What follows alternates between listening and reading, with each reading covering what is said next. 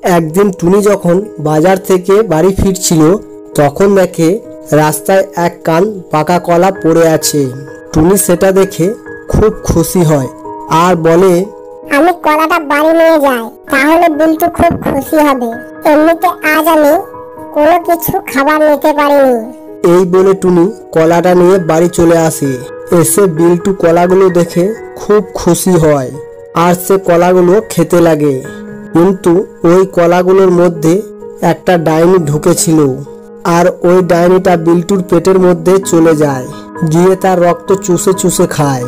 এদিকে বিল্টু কিছুই বুঝতে পারে না আর কিছুক্ষণ পর থেকে পেটে বাজায় ছটফট করতে করতে সে ওখানেই মারা যায়। টুনি এসে যখন দেখলো তার ছেলে মাটিতে পড়ে আছে তখন সে খুব কান্নাকাটি করতে লাগে। তখন ওই কলা ডাইনিটা বিল্টুর পেট থেকে বেরিয়ে আসে আর বলে, এই কলাগুলো আমার ছিল আর বিল্টু সেগুলো খেয়েছে, তাই আমি ওকে মেরে ফেলেছি।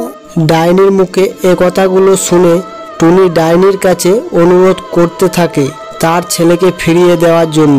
তখন ডাইনিটা টুনিকে বলে, তুই যদি আমাকে আবার এক কান কলা এনে দিস তাহলে তোর ছেলেকে আমি ফিরিয়ে দেব।